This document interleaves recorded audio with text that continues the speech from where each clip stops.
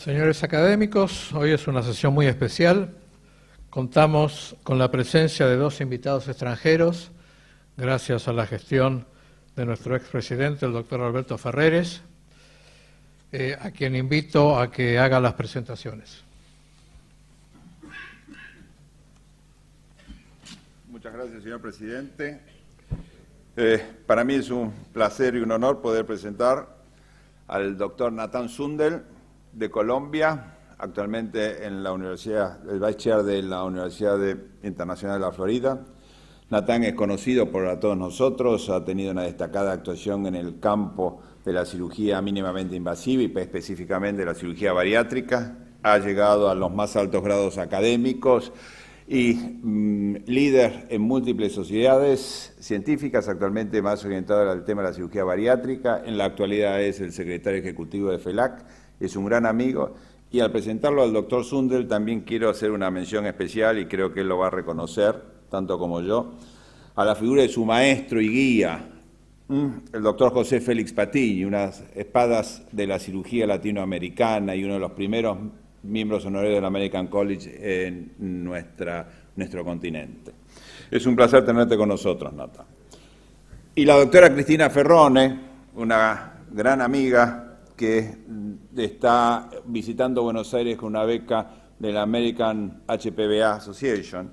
La conozco desde que yo estaba terminando mi actividad en el Comité de Relaciones Internacionales del American College y Cristina estaba ingresando, y la verdad que nos llevamos muy bien, hemos compartido congresos en Italia, así como cenas realmente muy distendidas. Cristina obtuvo su título de médica en la Universidad de Washington en St. Louis, completó su entrenamiento en el Mass General, donde dos figuras pancreáticas de fuste, como los doctores Warshaw y Lilimo, han guiado sus pasos.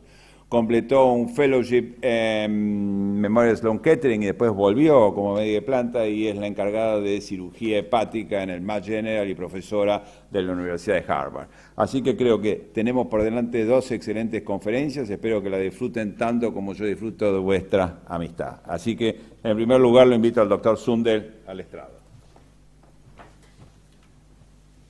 Y a continuación, cada uno recibirá su diploma de miembro correspondiente, su Honorary Fellow de la Academia Argentina de Cirugía, que para nosotros es un placer, dato que fue aprobado hace un par de sesiones.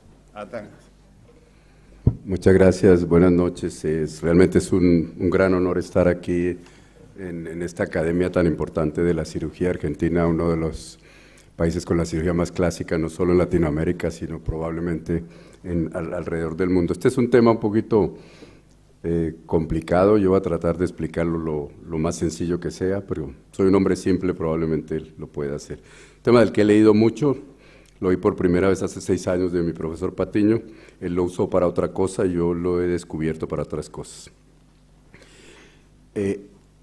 No necesariamente nosotros hemos crecido en un mundo donde todo es ordenado, todos mis maestros me enseñaron que hay que ser ordenado, pero con el tiempo he descubierto que probablemente sea mejor vivir en el caos. De las primeras cosas que hubo en el mundo era caos, y después del mundo se creó la tierra a partir del caos. Eso ha estado escrito en montones de pinturas, montones de obras de arte, donde realmente la tierra se formó del caos que existía, que en muchas palabras, la palabra más clásica tal vez es la palabra aramea o en hebreo, que quiere decir tohu bohu, que es caos. Y realmente la primera persona que habló y podríamos decir que descubrió la teoría caótica que determina todos los sistemas fue Henri Poincaré, es un francés. Y uno dice, bueno, no le han prestado atención, esto fue hace mucho tiempo. ¿Cuál es la teoría y la complejidad del caos? La teoría de la complejidad del caos se ha escrito mucho, hice investigación por lo menos 1 año y medio para tratar de entenderla, todavía no la tengo completamente claro, pero la vamos a tratar de mirar un poquito más de cerca. Lo primero es que el caos es un término para designar el comportamiento que no es periódico, y funciona en todos los sistemas que no son lineares, y el ser humano no es un sistema lineal, y el universo no es un sistema lineal. O sea, nosotros vivimos en caos. Los sistemas biológicos son sistemas adaptativos, no pueden ser lineares, tienen que estar en un caos y lo vamos a mirar en algunos ejemplos. No sé si ustedes vieron alguna vez la película El efecto mariposa, Butterfly Effect. Está basado en el libro de este caballero que fue nombrado después Sir, y él decía, y su teoría arrancaba diciendo que cuando una mariposa aletea sus alas en alguna parte del mundo, en otro lado puede haber un tsunami o un huracán. Él lo llamaba el efecto mariposa. Y el efecto mariposa se describe así. Y lo importante de la descripción de este efecto mariposa es que dice que lo que empieza aquí va, se ve afectado por una cantidad de factores, pero termina volviendo, y cuando vuelve, vuelve modificado, y vuelve y sale, y otros factores lo afectan, y vuelve modificado, pero vive permanentemente en ese estado. El profesor Benoit Maldebrot, que es de Yale, pero también es francés, él habló de la geometría fractal. Y no crean que me estoy cambiando de tema, es uno de los componentes más importantes del caos. Esta teoría, él también fue nombrado Sir, es que las nubes no son esferas, las montañas no son conos, las líneas costeras no son circulares, ni la luz viaja en una línea derecha. Miren, por ejemplo, cuando uno mira de lejos en nuestra bella Suramérica, yo quiero acercarme un poquito a mi país, Colombia, todo parece igual, todo se ve exactamente igual, pero a medida que uno se acerca, hay diferencias de topografía, de terreno. Pero si uno se acercara más y más y más, cada vez que profundiza se sigue pareciendo a lo que vio inicialmente. Esa es la teoría de fractalidad. Y es esta, simplemente es un objeto geométrico que es igual a él mismo en todas las escalas. Este es el mejor ejemplo. Véanlo, ustedes se acercan y es exactamente igual adentro. Y así sigan profundizando, es exactamente igual adentro. Y los componentes a mayor profundidad siguen siendo exactamente iguales. Esa es la teoría de la fractalidad. Mírenlo en la naturaleza, esto es exactamente lo mismo. La naturaleza en todas partes lo tiene y hay que buscarlo y mirarlo y existe. ¿Qué nos interesa a nosotros? Pues miremos este ejemplo. La anatomía es de tipo de fractal. Perdóneme si a veces se me olvida ya un poquito el español, llevo 20 años allá. El árbol bronquial, el árbol vascular, el sistema nervioso periférico. Miren esto. A medida que ustedes van entrando de los bronquios a los bronquiolos, son iguales. Si uno pusiera este sistema y fuera exactamente igual, para respirar, para que esto cupiera en el pecho, tendría que estar llena un campo de fútbol si uno separa esto y lo lleva a todas partes. La única manera que nosotros podamos estar con nuestros pulmones en nuestro tórax es que son igualmente las figuras de afuera que las de adentro y que las de más adentro. Eso permite que no importa ni el diámetro, ni la distancia, ni la profundidad, todas están cumpliendo esa misma función y anatomía. Son similares entre ellas mismas. Pero también lo hace en la dinámica fractal, y esto está muy bien escrito. A medida que ustedes corren, respiran, su corazón late, las células blancas, cualquier cosa que tenga que ver con un sistema biológico, cumple este mismo principio. Miren esta teoría que es muy interesante, la diferencia entre una ballena y un ratón. La ballena es 10 millones de veces más grande que el ratón. Eso quiere decir que la ballena necesita 10 millones más de veces árbol bronquial o árbol vascular. Solamente necesita 70% más del árbol circulatorio. ¿Por qué? Porque haciendo esta división de anatomía fractal, todo se comprime y es suficiente para estar en ese mismo espacio. El cuerpo humano es supremamente complejo y está basado en esta estructura fractal que además es dinámica. Eso del estado homeostático no es cierto. El estado homeostático no existe, nosotros nunca estamos en homeostasis. Nosotros persistimos en caos y les voy a dar varios ejemplos. La salud. La salud es un orden de la complejidad del ser humano que nosotros entendíamos como homeostasis.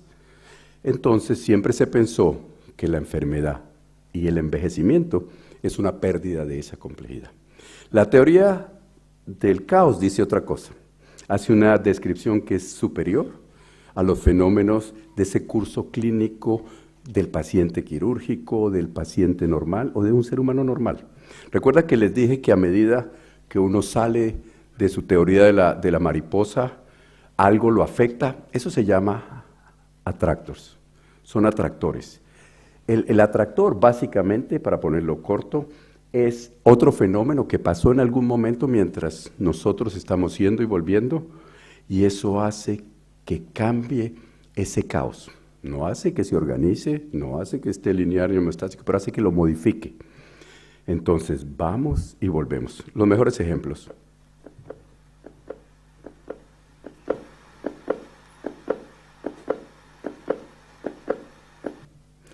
Corazón nos suena a todos igual, y nosotros pensamos que cada latido es igual. Casi nunca un corazón late igual 2 veces en toda su vida. Los estudios electrofisiólogos lo demuestran, los estudios de Holter lo demuestran, ningún corazón late 2 veces igual. Porque el corazón es uno de los mejores ejemplos que hay del caos en el que vivimos. ¿Por qué no igual? Porque el sistema simpático y el parasimpático lo afectan todo el tiempo. Unos producen taquicardia, los otros cambian la presión de inspiración y cambia entonces la frecuencia cardíaca. Entonces, nosotros, en este caso el corazón, vive en un orden muy delicado entre el orden y el caos. Y el caos que está ahí está en orden mientras nosotros estemos sanos, no tengamos un susto, no estuvimos corriendo. Todo eso hace que cambiemos un poquito. Todo el que hace ejercicio, sus instructores le han dicho que mientras uno hace ejercicio, debe cambiar la rutina. Subió 10 kilos, cambia 15 kilos, primero levantó pesas con una mano, después fue la otra, no haga la misma rutina siempre. ¿Por qué? Porque a través de esa variación, el cuerpo limita su fatiga. Si uno hiciera el mismo ejercicio siempre, y por eso se lo dicen sus entrenadores para los que hacen gimnasia o ejercicio, cambian las rutinas, cambie su rutina, porque limita la fatiga. ¿Quién está mejor equipado para una carrera, para un susto? ¿Un corazón que está en un orden permanente o un corazón que vive en ese estado de caos que de repente puede cambiar, puede volverse más rápido, puede volverse más despacio? ¿Quién está mejor equipado para eso? El corazón está mejor equipado al estar en estado de caos. Ejemplo número 1 en el cuerpo humano. El cerebro es el mejor ejemplo de que nosotros vivimos en un caos permanente. Yo me crié, y la mayoría de ustedes también, con la idea que nosotros vamos de un punto químico a otro y que tenemos como un switch. Viene la sustancia química, ¡tum!, esto hacemos. Se fue la sustancia química, vino otra, ¡tum!, esto es lo que hacemos. Esa se llama la doctrina neuronal y con esa yo aprendí y todos ustedes también. Pero la actividad caótica del cerebro crea unas oportunidades que son las que ustedes permanentemente tienen. Uno no podría aprender si el cerebro no viviera en caos. El electroencefalograma tiene estudios muy similares a los que muestra el electrocardiograma, que las señales, los efectos varían, depende el atractor que cause el cambio en ese cerebro caótico. Eso nos hace ser creativos, eso nos hace crear. Pero más importante, piensen en esto, apareció un estímulo nuevo, se chocó el carro, se murió un familiar, se me murió un paciente en cirugía, se me complicó un paciente en cirugía. Ese nuevo estímulo, ¿qué hace? Que ese patrón caótico que yo tenía ya cambió, porque mi cerebro va a hacer lo imposible para que ese otro paciente próximo no se complique igual, para que yo no maneje igual, para no chocarme igual. Y entonces eso hace que al crear ese atractor y al volver ese patrón, nosotros aprendemos. El aprendizaje es eso. Un atractor, algo modificó mi estado caótico y me hizo aprender. Si fuéramos un sistema lineal y estuviéramos en orden, no aprenderíamos como aprendemos. Tanto que ustedes han aprendido, que le dicen que haga ejercicios mentales, juegue sudoku, haga todo lo que quiera, lea, porque eso disminuye el Alzheimer y algunas enfermedades mentales. Porque el cerebro y las neuronas deben estar entrenadas y hacer ejercicio como cualquiera de todos nuestros órganos caóticos. Ilya Prognoni, que ganó el Premio Nobel de Química en 1977, él creó una nueva teoría termodinámica para los sistemas vivientes. Y él dijo que el papel principal de la inestabilidad y esos cambios en nuestro caos es lo que caracteriza nuestro sistema, y eso, por eso, nos da posibilidades y no certezas. ¿Cómo le vamos a dar certeza a una persona que va a salir bien de cirugía o de un tratamiento si nosotros no podemos expresar certezas sino posibilidades? Los abogados no pueden exigir certezas, los colegas, la familia, pero nosotros no podemos sino expresar posibilidades. Entonces, ¿por qué pasa eso? Porque hay unas condiciones iniciales que con mínimas modificaciones, como el aleteo de la mariposa, pueden causar las modificaciones más grandes en el desarrollo de ese proceso con nuestro paciente. Una mínima modificación cambia todo lo que pasó con el paciente. Esto no me lo inventé yo, pero es importante leerlo, es interesante. Esto se trata de aplicar en montones de cosas. Hay artículos y artículos y artículos en lo que se les ocurra, en ginecología, en urología, y este es el más interesante y por eso lo puse aquí de último. Este sistema detecta los cambios de glucosa permanentes de un paciente. Cuando ustedes creen que están dándole a un paciente insulina o medicamentos para la diabetes y creen que por la noche está controlado, si ustedes miden a este paciente 24 horas, no es verdad. El paciente tiene fluctuaciones de 500, de 200, de 100, de 80, así esté muy bien medicado, y cuando usted le haga la hemoglobina A1C, aparece en 5 o en 6, pero ha habido fluctuaciones todo el día. Esta gente, mezclando un ingeniero con un diabetólogo, encontraron que usando el sistema de caos de las mediciones de glucosa en un paciente, determinaron mucho mejor a qué hora, a qué dosis el paciente debía ser tratado. Y se controló mucho mejor los efectos de la glucosa. Bibliografía montones, la que la quiera, pero mire la conclusión de estos artículos es similar. Desde las convulsiones hasta la leucemia, la enfermedad es finalmente reconocida por lo que es un ataque agudo del orden del caos. ¿Ejemplos? ¿Hay uso para esto o es solo filosofía barata? Hay una técnica que se está implementando que identifica las convulsiones que van a pasar en un 90% hasta 75 minutos antes de que pasen. ¿Por qué? Porque detecta que el cerebro está cambiando su patrón caótico. Entonces, antes de que pase la convulsión, o le da el medicamento o le manda un estímulo eléctrico que vuelve ese cerebro al caos normal en el que estaba. ¿Eso es cuento? No. Eso lo hizo Scalares and Lexendis, uno es ingeniero, el otro es neurólogo, trabajando juntos porque cuando revisen un poquito el tema, si les interesa, van a ver que hay una manera de estudiar la cantidad de caos, si aumenta, es una fórmula matemática, porque esto se hizo inicialmente para matemáticas, y ustedes pueden medir si el caos está aumentando en el corazón, de pronto un infarto antes de que pase, si está aumentando en el cerebro antes de que pase. Las aplicaciones son múltiples, pero todavía no estamos allá. Ataques cardíacos antes de que pasen, un diagnóstico para, por ejemplo, con la dimensión fractal, el cambio ese, recuerde que si el sistema es igual, aquí arriba y aquí abajo bien profundo, si nosotros detectamos un cambio muy temprano en una célula hepática, podemos hacer un tratamiento antes de que aparezca el cáncer, porque ya estamos viendo un cambio fractal mucho más pequeño y que va a llegar después a la parte más alta. Las posibilidades son muchas porque el cuerpo humano es un sistema muy complejo y juega es con las reglas del caos, no con las que ustedes quieren. Miremos esto. El paciente quirúrgico está en un fenómeno que es no periódico, adaptativo, y es muy sensible a las condiciones iniciales. ¿Para qué valoramos nuestros pacientes? Valoramos nuestros pacientes para ver cómo es su condición inicial. Por lo menos creer que sabemos la condición inicial y sabemos que es, otra vez repito, es totalmente no predecible lo que le pasa a los pacientes. Miremos esto, paciente que entra a trauma, cirugía, una lesión biológica, a ver un disturbio del patrón de organización que él tiene, así sea caótico. Entonces no podemos predecir el resultado.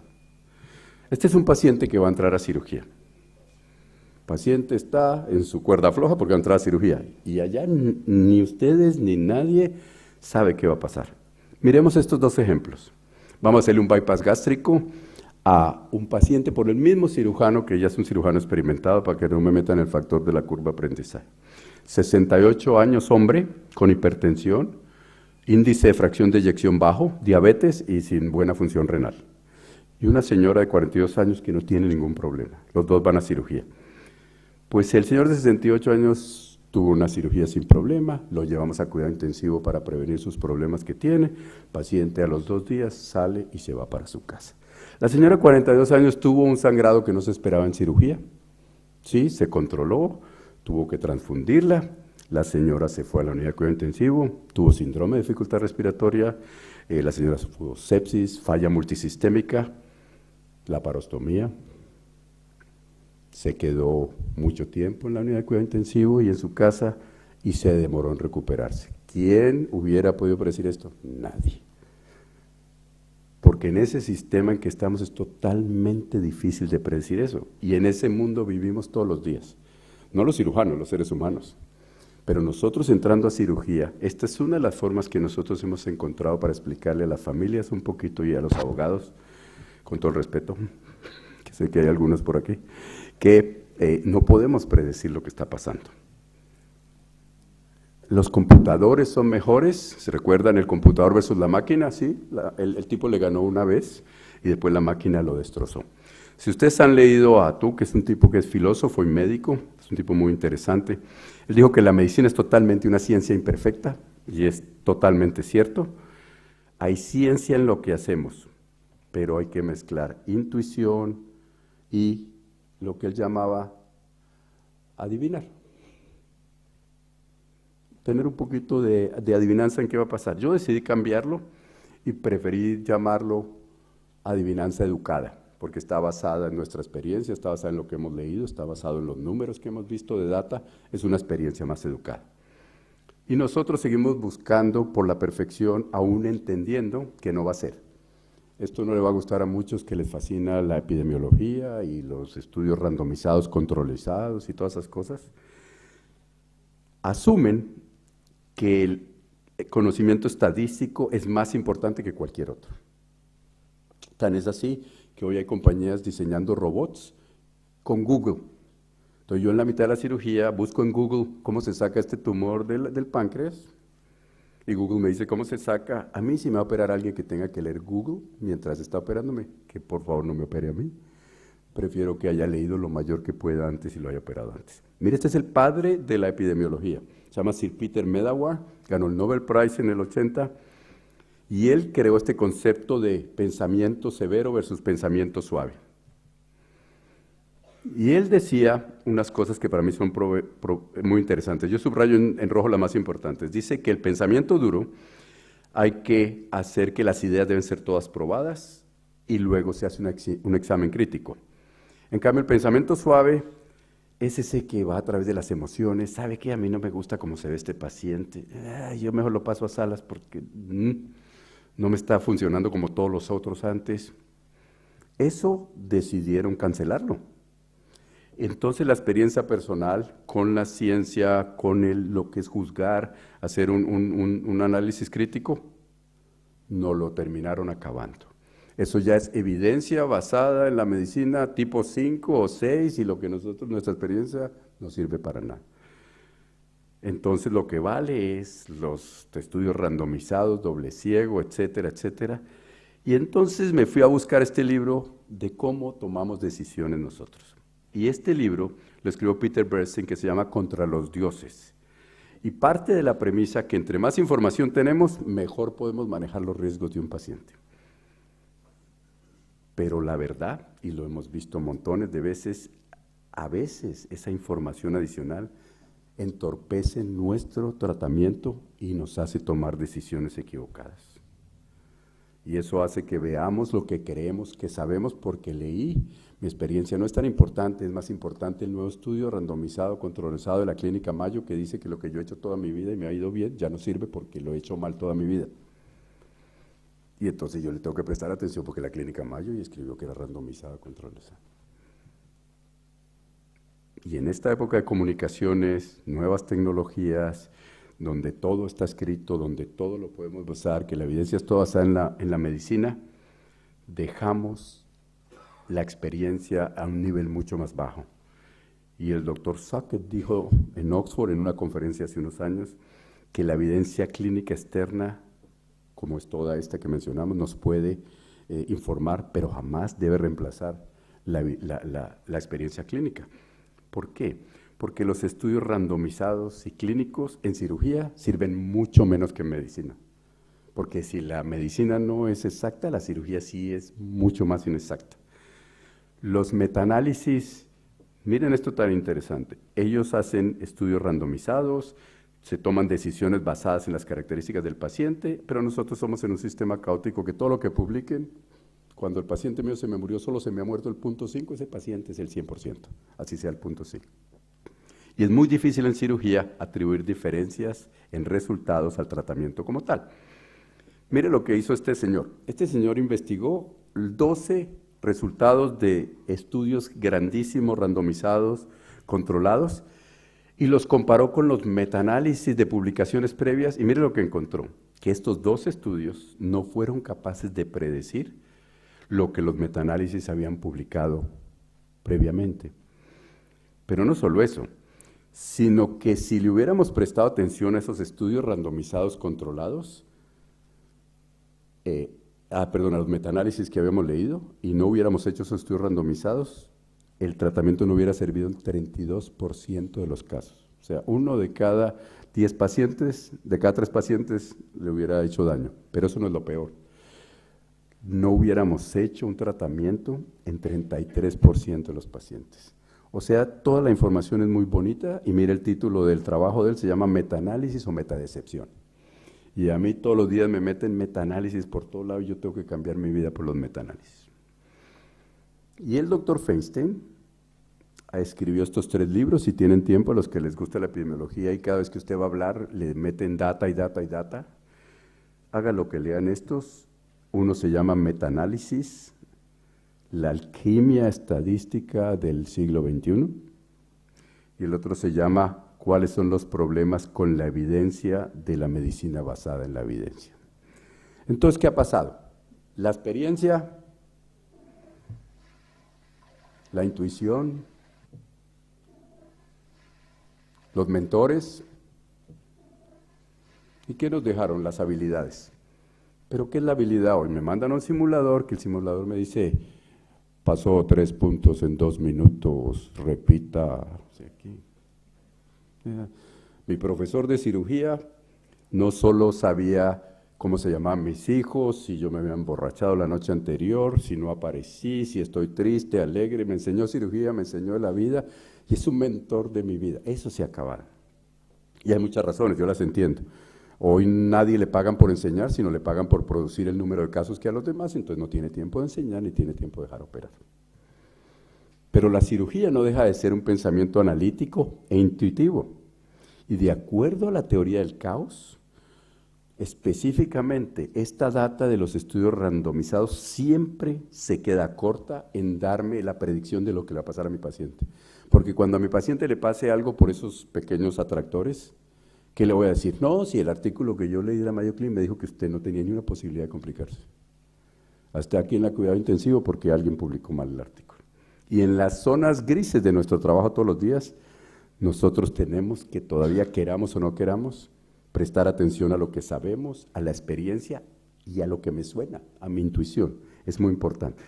Ellos concluían que el paciente quirúrgico, de acuerdo a la teoría del caos, es totalmente impredecible. La cirugía no produce sino no predictibilidad. Es un proceso racional de manejo de ciencia del arte, pero más que todo, y esto sí lo aprendí de mi profesor Patiño, si el humanismo y la intelectualidad se sale de la cirugía, no somos nada diferente a unos técnicos quirúrgicos. Y eso es otra de las cosas que hemos perdido. Entonces, ¿cuál es el objetivo hoy de nosotros? Publicar lo más que pueda. Así lo que diga y sea exagerado, no importa, yo no digo que es mentira, pero a veces es exagerado. Manejar a los pagadores, o sea, yo paso la mitad de mi tiempo hablando con las compañías que pagan la cirugía. Ser cost effective, ahora me dicen que yo no puedo usar la sutura que me dio seguridad toda mi vida, sino que mejor use esta otra porque vale 10 pesos menos. medicina defensiva, entonces yo ahora pido 700 exámenes porque cuando me lleven al juzgado yo tengo que mostrar que yo hice una tomografía axial porque si no me meten a la cárcel. Y lo peor de todo, no sé cómo es la situación en Argentina, Colombia todavía no estamos así, pero en Estados Unidos 100%, hay que ser muy bueno en pasar exámenes. Yo hice 2 años de residencia en Estados Unidos en el 2004 para sacar mis boards allá, y pasaron los 2 años todos los viernes enseñándome cómo presentar los exámenes. Porque además a los programas los evalúan no qué tan buenos son los residentes, qué tan bien operan, qué tanto saben, sino cómo pasan exámenes. Entonces revisamos bancos de preguntas de toda la vida y así pasábamos todos los exámenes. Mire lo que yo pienso de los exámenes. ¿Qué se acabó en el 86? En el 1816, 1895. ¿Sí? ¿Cómo se sintieron las primeras células solitarias? ¿Sí? ¿Dónde está la X? Aquí está. Este es el mejor. Miren esto. Usted debe asumir el papel de un inmigrante chino en 1870 y escribir una carta a su casa describiendo sus experiencias. Pues la escribió en chino. Si acaba de llegar de la China a Estados Unidos y le va a escribir a su familia que solo habla chino, ¿en qué idioma le va a escribir? Yo a este muchacho le pongo una AA, le doy una medalla de honor y lo mando a la universidad en 3 minutos. Entonces, el cirujano que se ve así, cuando entra a cirugía, se lo admita alguien o no, el cirujano es así. Yo entiendo la seguridad que hay que mostrarle al paciente, pero todo el que entra a operar y es una persona seria y responsable, sabe la responsabilidad que es entrar a tratar una vida humana. Y el sistema de salud no va a ayudar. Miren la pregunta del gobierno americano. ¿Alguna vez ha estado en un accidente que resultó en su muerte? Sí, me volví a resurrectar solamente para contestarle esta pregunta a usted. Algo está muy mal si Superman está rezando. Y yo creo que nuestro sistema mundial, nuestro sistema de enseñanza médica, nuestros problemas de cada país, nos llevan a una educación que no es la de antes. Pero el problema no es solo ese. Nosotros nos la tomamos entonces contra los que estamos enseñando. Y en vez de ser sus mentores, pregúntense a sus mismos, ¿ustedes son mentores o tormentadores? Porque de las experiencias que yo he vivido es que hay gente que lo toma, lo enseña, y así él no sepa, me dice, ¿sabe qué? Hace mucho rato no leo, no me acuerdo cuál es esto, revisémoslo para mañana. Pero la mayoría que dice, yo no tengo por qué responder a usted, si es facilísimo, lo voy a haber estudiado para hoy. ¿Y sabe qué? Hoy no opera, por preguntar pendejadas. La pendejada es que uno no se la sabe. El liderazgo no es estar a cargo. El liderazgo es cuidar a aquellos de los que usted está a cargo. Igualdad no es lo mismo que justicia. Sí, todos tratamos de ser iguales, pero no es justo para... Le pusimos a todos el mismo cajoncito, pero no es justicia, es igualdad, pero no es justicia. Y la llave, y así yo he vivido mi vida y así me enseñaron mis profesores, es que si ustedes quieren lograr lo que quieren de su vida, ustedes lo van a lograr ayudando a los demás lo que ellos quieren hacer. Eso se llama crear escuela. Pero además esto es más importante y esto cada vez es más difícil. Todo lo que oímos es una opinión, no un hecho. Y menos en estos días con el fake news de mi presidente Trump. Todo lo que vemos tiene una perspectiva. Ustedes pueden ver 3 o 4. Yo le digo que yo a veces veo 3 y a veces veo 4. Enseñar y aprender son una misma palabra. El que no enseña no aprende. Y el que no aprende no puede enseñar. Y Google no es suficiente para eso. Esto es lo que le trato de decir a mis residentes y a mis fellows. Lo único que los puede parar a ustedes son ustedes mismos. Miren, el caballo o el burro lo amarran a una silla, se puede ir cuando le dé la gana, nunca se va. La gente tiene miedo de salir, la gente tiene miedo de pensar, porque piensan que él debe decir lo que el profesor quiere oír, que él debe saberse los últimos datos y su opinión. El que ha estado sentado más tiempo con mi paciente a veces es el estudiante, siempre la enfermera, y yo les pregunto primero, ¿por qué ellos han visto más? Así no se sepan todos los artículos que yo me tuve que leer el día anterior. Creámosle un poquito al caos, cambiemos lo que somos, y si el caos me dio a mí la profesión que tengo, los amigos que tengo, la gente que yo me he encontrado y las oportunidades que tuve, la posibilidad de viajar por todo el mundo y la capacidad de apreciar el arte y la naturaleza. Una familia maravillosa. Abracen el caos, porque vivir en caos es mejor que vivir en orden. Muchas gracias.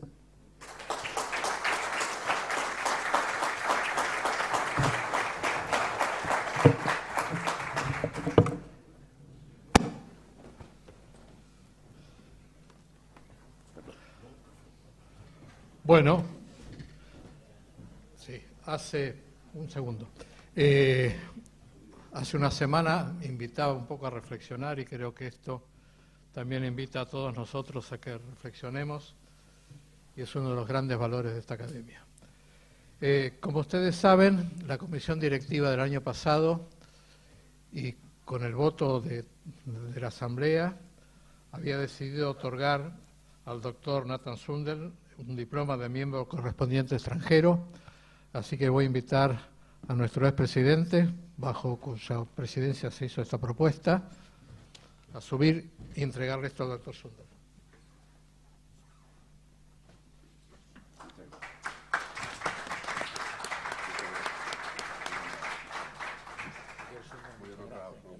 El doctor Sundell el año pasado perdió su vuelo, que fue cancelado, primero demorado, después cancelado, entonces no pudo llegar y entonces cumplió estando con nosotros en esta oportunidad. Muchas gracias.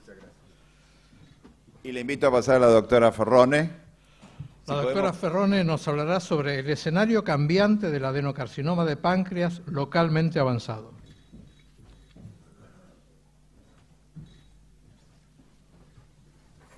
Thank you very much. That was a fantastic talk that I have to follow that was not only interesting, clever, funny, and delivered in Spanish, all of the things that I will not be able to do, so I apologize for that. But I thank Alberto very much for this invitation because he and I have been working together for many years on the International Relations Committee for the American College of Surgeons, which has been an absolute pleasure. And of course, thank you to Vicky, Juan, and Eduardo for being such great hosts at the Hospital Italiano, where I've been spending the week with them. So I want to talk to you a little bit about what we're doing for pancreatic cancer and how things have changed and how things are really hopeful now, whereas in the past they were a little bit depressing. And so if you look at the incidence of pancreatic cancer, it continues to go up, up, up, up, no matter where you are in the world. And we don't understand the biology of the disease very well, but we know some consistent risk factors: smoking, pancreatitis, chronic inflammation, genetics, obesity. But yet we have a lot to understand about the biology of the disease so that we can better treat our patients. So if we go back to the literature, we know a few things for sure. For the people who we operate on, the margins matter, so if you have a positive margin versus a negative margin, and whether or not you have lymph node involvement are all prognostic factors. And it doesn't matter what series you look at around the world, and it's pretty much true for almost every cancer you can think about, right? Don't leave cancer behind when you operate, and the extent of the disease is going to make a difference.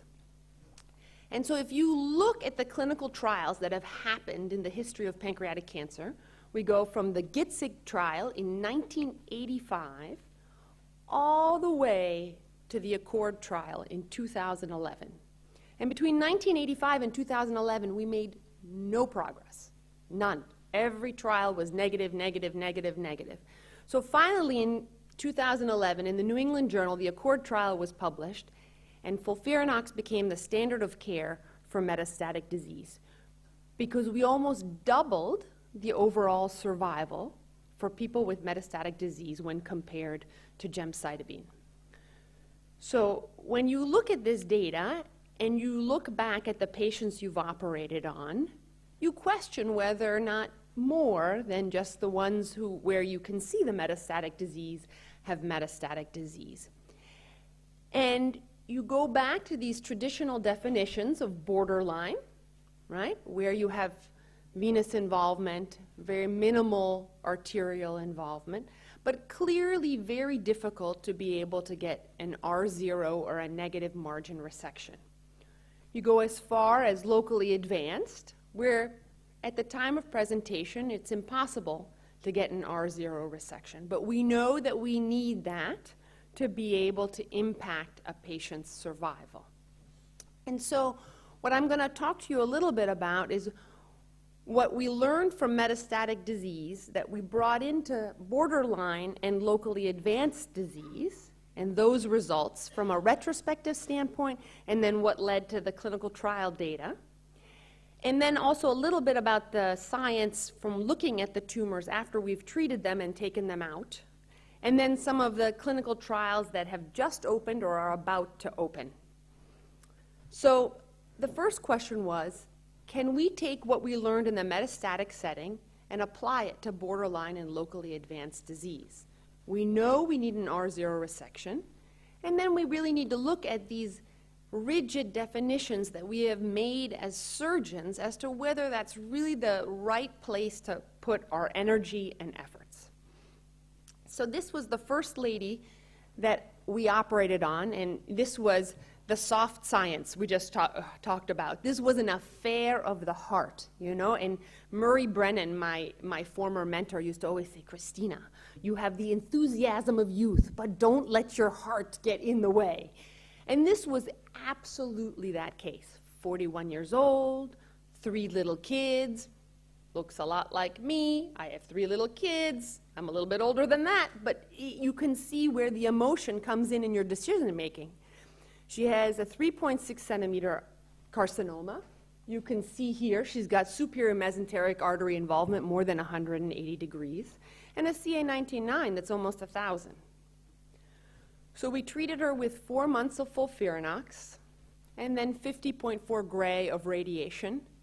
Her CA19-9 came down to 37. She got scanned. We saw no metastatic disease anyplace. And they said, well, the question is, are you going to go try? Are you going to try to see if you can clear the disease, even though when you look at that scan, it doesn't really look any different than before you started all of this therapy? So the patient fully knew what we were doing, and we were in full agreement. It was 1,000 discussions about whether this is ethically appropriate or not, right? Because the last thing you want to do is harm somebody. That would be the worst thing to do. But we took her to the operating room, and we started to skeletonize the superior mesenteric artery from the left, doing a lot of biopsies, where you have a full dissection of the SMA, and cleared all the tissue. And in the end, her pathology was a 1.6 centimeter tumor, T2 N0 with negative margins. And so this started making us think, can we really downstage these patients, which we've never been able to do in pancreas cancer, right? When we look at the old locally advanced data where they've gotten chemoradiation and 5-FU or gemcitabine, I mean, we downstage less than 7% of people, right? And so then this comes a question of, can we really control this metastatic disease and make a difference? And so this is some of the retrospective data that we have, and we have a good median follow-up, which is why I didn't update it all the way to 2019, so that you would have enough follow-up to see. And what we did is that we compared the patients who were upfront resectable, so the ones we all want to see in our office, to those patients who were defined as borderline or locally advanced. Now, this was a definition given by myself, Carlos Fernandez del Castillo, and Keith Lillamo, because we all have clinic on Tuesdays at the same time. All new pancreas patients are presented. Ted Hong and Jen Wu from radiation oncology are there, the medical oncologists are there, the pathologists are there, the radiologists are there, but we all agree upon the stratification of these patients, so it's very, very consistent. And you can see here, they all got FOLFIRINOX, and most of them got radiation. And so when we started to operate on them, the operations were twice as long, we lost a lot more blood, and you start to really worry, is this a technical exercise that we are doing, or are we really going to be able to impact the disease for these patients? We realized that, the size of the tumor was not that different from the upfront resectables, but again, longer OR time, more blood loss. We looked at our complications, and thankfully, they were not very different from those of the patients who are upfront resectable. You still had a grade 3 or greater Clavien complication in about 13 to 15% of patients. About 20% came back into the hospital. And thankfully, the postoperative mortality was still under 2%.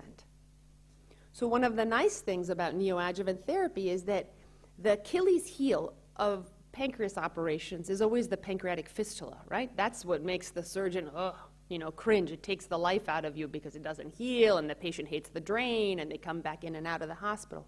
But after neoadjuvant therapy, the pancreas is very rigid, and the duct is often very big. So we joke, this is the one that the intern gets to sew. But that really has helped decrease the complications for those patients. Now, the pathologic results were, from the traditional measures that we have, very encouraging. The tumors are downstage, but most importantly, factors like your lymph node status. Many more patients had negative lymph nodes. Many more patients had an R0 or a negative margin resection. You had less lymphatic invasion and you have less perineural invasion. Now, the classification of these tumors pathologically is changing enormously because you can't stage them the same way that you used to for traditional pancreatic cancer because there's so much treatment effect, and our understanding of what the treatment effect means is still very unclear. And if you look at this new system, up to 16% of patients will have less than 1 millimeter of tumor left, which is amazing, right? In pancreatic cancer, we've never seen this. But you can see there's a lot of fibrosis and a lot of stroma. So in the end, you have longer operations, you have more blood loss, the pathology looks better, it looks like the complications overall are about the same, right? All of that doesn't matter, right? Because really what you want to see is this curve. Are we helping them live longer or not, right? So we were very happy when we saw sort of the usual 22 to 25 month median survival for upfront resectable patients compared to almost 44 months of median survival, and shifting that curve of patients who traditionally would have passed away within 8 to 12 months after the diagnosis, but giving them up to a median survival of 44 months. So as part of this, we've used intraoperative radiation therapy. So we are a very radiation-heavy institution. And this is my good friend and partner, Carlos Fernandez del Castillo, who probably most of you recognize, and Ted Hong, who's the head of GI radiation oncology. And this is the machine that we use for intraoperative radiation. So what we do is, for these patients, once the tumor is out, the cone comes down and the surgeon places the cone exactly where the tumor bed was. And you get somewhere between 10 and 13 gray of radiation at once. But all the normal tissue is moved out of the way. Now, the vessels are still there, obviously, because those are always the ones where you worry that you've left tumor behind. And we know that this has some effect in a subset of patients from the work that Andy Warshaw did. So Dr. Warshaw was my former chief.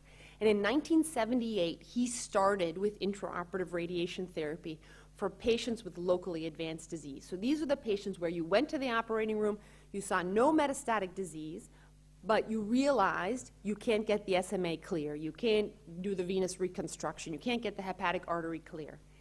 And you can see here that with no resection, but a boost of direct radiation, which usually, if the tumor is in place, we do 15 gray directly on the tumor, he got a 5-year survival of 3%. Now you can say, well, who cares? It's 3%. That's not very impressive. But if you're part of that 3%, you're pretty happy. So clearly there's a subset of pancreatic cancer patients who are very radiation sensitive, where local control will have a big impact. So what does that mean as you start to get good chemotherapy? So this was a paper published back in 2016. Now the numbers are small, and I'll show you the updated numbers. But what we did is we compared the patients who had, in blue, a resection plus the intraoperative radiation therapy. The ones in green had only the resection, and the ones in red had only radiation therapy because we weren't able to get the tumor out. So you can see that those patients who got radiation did do better. Now, when you look at larger numbers, so this is about 125 patients, you can see that although it's not statistically significant, when you compare the patients in red who were resected and got intraoperative radiation compared to those in blue who got only a resection, it does appear that this may have some benefit in a subset of patients. Now, understanding who that patient is of course really the crux of it, right? So we're doing a lot of sequencing and proteomics and all these different methodologies to try to figure this out. But it's actually fairly hard, and we have not come up with an answer. So we took this retrospective data and developed 2 clinical trials, one for borderline patients and one for locally advanced patients. And I'll give you just a little bit of the science behind adding losartan, which is an ACE inhibitor, to the chemotherapy and the radiation therapy. And so it was first noted that losartan, that Marfan's has excessive TGF-beta signaling. And we know that losartan inhibits collagen 1 production. And so when you think back at that histologic slide I showed you of all that fibrosis and all that collagen that you see in pancreatic cancer, we took data that was really developed in breast cancer, where they also have fibrosis, and said, well, wait a minute, we have more fibrosis. We're really the tumor that has probably one of the most dense reactions of fibrosis. Can we try to get the same type of effect with losartan, which is one, a very cheap drug, and 2, it's very easy to administer in terms of the tolerability for patients. And you can see that when they did the breast cancer studies, they had an improvement in the infiltration of the nanoparticles, in addition to decreasing the fibrosis and the collagen. And when we went back and retrospectively looked at patients who had been operated on who were on losartan or one of its brother-sister drugs because of their hypertension, it appeared that they did better. Now, it's all retrospective, of course, but it all comes together sort of from the biology of the disease and some of the clinical data. So that's why we added losartan to the locally advanced clinical trial. And so just quickly, you can see here there were 49 patients enrolled, and what I want you to focus on is that 69% were resected and 80% went to the OR. So you can see how many patients were downstaged. We got an R0 resection in 88%. You had a median progression-free survival of 21 months, and you had progression or metastasis in 14% of patients. And here you can see the overall survival curve. And this will come out in JAMA Oncology probably in about a month because it was accepted about 6 weeks ago. Now, when you compare that to the borderline resectable, now remember how much time we as surgeons spend. Is it borderline? Is it locally advanced? You know, how many degrees around the vessel? But look at these numbers. Again, you have about 48 patients enrolled. 67% are resected. 81% had gone to the OR. R0 and 97%. Median progression-free survival was 48 months. And a similar progression/metastatic disease rate. And so it was set up pretty much as 2 parallel trials to enroll this subset of patients. I put this up here only because many people have a question about what the grade 3 complication rate is of the FOLFIRINOX. And it is about 19%, but I will tell you it's coming down, down, down as the medical oncologists get better and better at this. And here you can see the survival curves and the disease-free and overall survival at 2 years. So when you look at these 2 trials next to each other, 69 versus 67, 80 versus 81, I think we can all agree that there's absolutely no difference. So really the question is not, is it borderline or locally advanced at the time that you diagnose the patient? It is, I cannot get an R0 resection, and that justifies neoadjuvant treatment so that I can get an R0 resection. And really the question is who's going to respond and who's not going to respond, rather than spending a lot of time on the classification.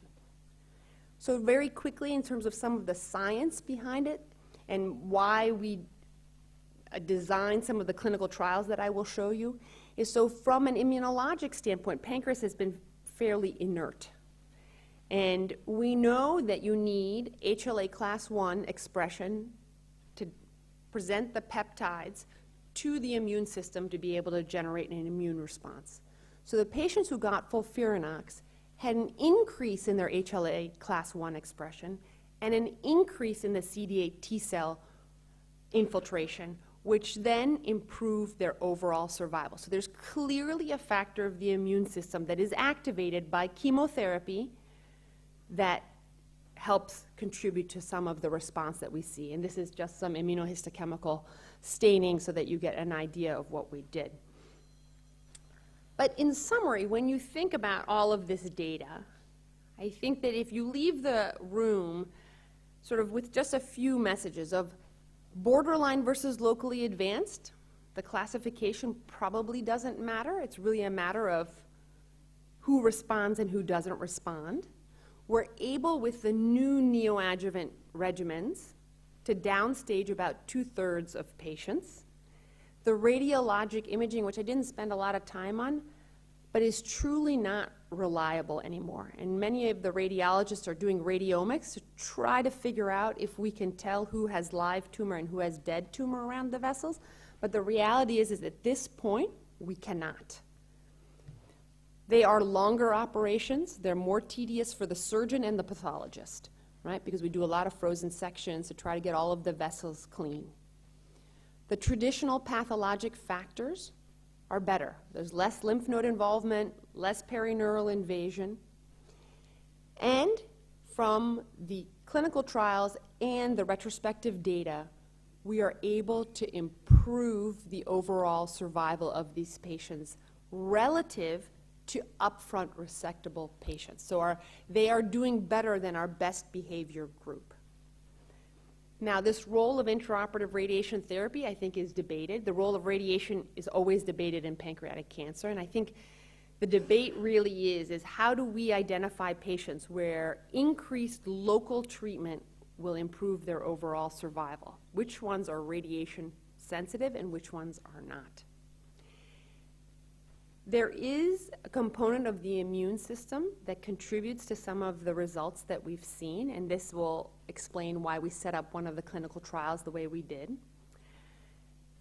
And it allows us to think about these immune modulators that have been having increasing success in many other cancer types. So the first trial is the intraoperative radiation therapy trial, where borderline or locally advanced pancreas cancer patients get at least 3 months of neoadjuvant chemotherapy. They get short course SBRT radiation and then get an operation with intraoperative radiation therapy. So if they have a resectable tumor, especially if you're worried about an R1, they get 10 to 15 gray, but I will tell you we usually stop at about 13 gray. And an unresectable tumor will get up to 20 gray, with the primary endpoint of a 2-year overall survival and a secondary endpoint of local control, PFS, and morbidity. And we really have not seen an increase in complications from all of the intraoperative radiation therapy that we have done when compared to those patients who don't get it. The Stand Up to Cancer trial, which is a combination trial with Johns Hopkins and NYU that we're doing, stratifies the patients into 3 separate groups. Everyone gets FOLFIRINOX. 2 of the groups get losartan with the FOLFIRINOX. Everyone gets short course SBRT radiation therapy. And in the 3rd group, you can see we added nivolumab. Everyone goes to the OR, and then this is traditionally what happens, is that everyone comes off of therapy, but we're comparing it to patients who stay on losartan and patients who stay on losartan and nivolumab. And so hopefully in a few years we'll have the patients. The accrual has gone pretty well. It's been open for about 2 months, and we have about 25 patients enrolled. But it probably will be another 3 years before we have some real results. And then the last trial, which is going to be the Alliance trial, which we designed, is a phase 3 randomized trial that will be in North America and Canada. And it really compares perioperative, but really neoadjuvant FOLFIRINOX compared to adjuvant FOLFIRINOX. And it really is to try to help us determine whether or not a neoadjuvant strategy is the right strategy for pancreatic cancer the way it is for esophageal cancer and other high-risk operations, where oftentimes the morbidity of the operation can prevent them from getting additional therapy. So I think in conclusion, it really is the multidisciplinary approach where the surgeon is incredibly important in designing these clinical trials and doing the research and getting the patients enrolled. But it's very exciting because we finally are making some progress for this disease, and we finally can give our patients some hope. So none of this would have been possible without our patients, who are the most generous of all, because they're the ones willing to enroll in these clinical trials, and we get to use their tumors for the scientific studies. But my boss, who's fantastic, Keith Lillamo, my partner, Carlos Fernandez del Castillo, who's a great partner and is covering for me now while I'm here. Our new junior partner, Dr. Warsham, who is my old boss, medical oncology, pathology, radiation oncology, radiology, and GI, all the GI people who put in all our stents. And of course, all of the research fellows who always put together all the data so that I can stand up here and present. So thank you very much.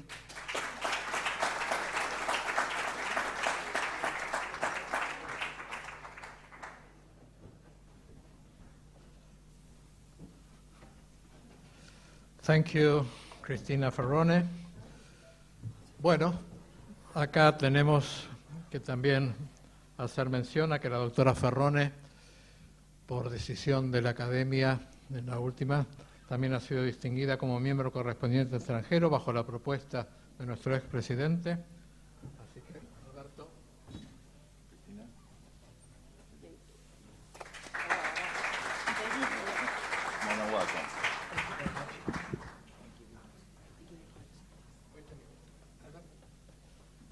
Bueno, veo que hay presentes muchos cirujanos dedicados al páncreas.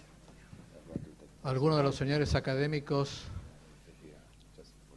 quiere hacer alguna reflexión, hacer alguna pregunta a la doctora Ferrone? Alberto is here for the translation, so you can ask in Spanish. Doctor Pecol. Sí, doctora Ferrone, muchas gracias por la conferencia y nos creó un gran problema. ¿Cómo hacemos ahora para un paciente que es resecable no darle las ventajas que le está dando la quimioterapia y la radioterapia a pacientes con estadios oncológicos más avanzados? Sé que el resultado va a ser luego de este protocolo, pero ¿cuál es la situación en su institución?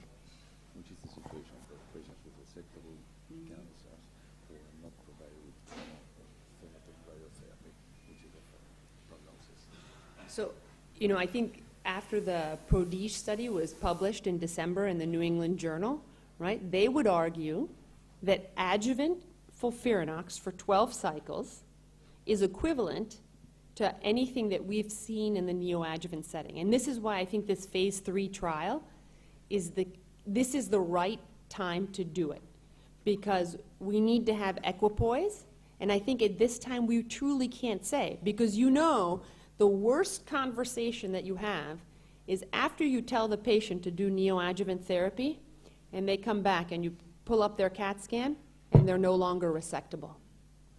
They look at you like you have taken away their life. And we in our heart believe, okay, well, those are the patients who, you know, 2 months after the operation would have had explosion of disease. But we don't know that, right? And so this is where I think that this phase 3 trial, which will prospectively randomize patients, will give us, hopefully, the answer. Because we also have to understand what is the morbidity of the chemotherapy, pre and post, right? The PRODIGE study has a big flaw, because every patient was randomized after the operation. So if you randomize after the operation, you're only randomizing your best-looking patients, right? You're not taking the person who has the fistula for 3 months. You're not taking the person who ended up in the ICU because they bled too much or had a pseudoaneurysm. So I think that this is why we need this trial to really decide with good facts what's the right thing to do. ¿Algún otro señor académico? Doctor Sánchez Claria. Cristina, congratulations. I already asked about all the question about the locally advanced. So I will change a little bit the subject of the question. My question is about the patient with pancreatic cancer and liver metastasis. So two scenarios. One, the patient with a resectable pancreatic cancer, one liver metastasis, easy resectable, and you start with chemotherapy and patient is stable, and oncological situation is stable, so what do you do with this patient? And the other scenario is the patient that you are operating and you find in the surgery another only one liver metastasis, easy resectable, you still go on with the surgery?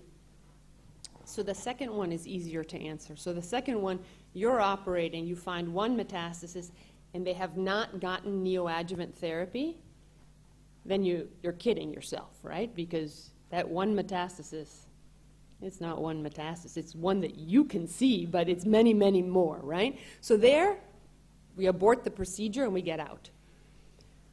For the first patient, it's a great question because we struggle. We struggle very much with that, right? You've given them a lot of neoadjuvant therapy. They still have only one easily resectable liver metastasis. Should you or should you not do it? So we're in the process of writing a trial so that we can study it. Because I don't think you can do it off study. I don't think that's fair, right? Because then you really are fishing in the dark. But I think if you register patients and you study it systematically, we'll get an answer.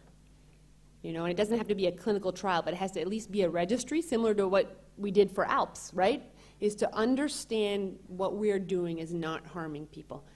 And I will tell you, we have resected liver mets. You know, people have gotten a Whipple. 2 years later, they get one liver metastasis. They get more chemotherapy. Nothing else happens. Then we treat it like that solitary lung metastasis. We go in, we take it out. Now, some of those patients have been BRCA mutations, so the BRCA mutation patients. And those patients we've put on a PARP inhibitor postoperatively. And it has been able to keep them free of disease. But this is, 4 or 5 patients. This is not 50 patients. This is, a handful of patients. ¿Algún otro señor académico? ¿Alguna reflexión o pregunta? ¿Han encontrado alguna particularidad en los estudios de las piezas anatomopatológicas?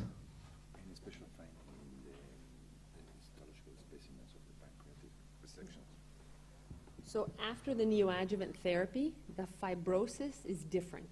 It's, first of all, much more significant, and that's why it's very hard for the pathologist to read the margins, especially on frozen section, because it really is islands of cells more than sheets of cancer. So understanding how to alter that fibrosis and further improve chemotherapy penetration is what we're trying to do. And the hope is, of course, that losartan, which changes the collagen 1, can address some of that fibrosis is, of course, the great hope. Thank you. Bueno, agradeciéndole, thank you very much, doctora Perrone, queda levantada la sesión. Buenas noches.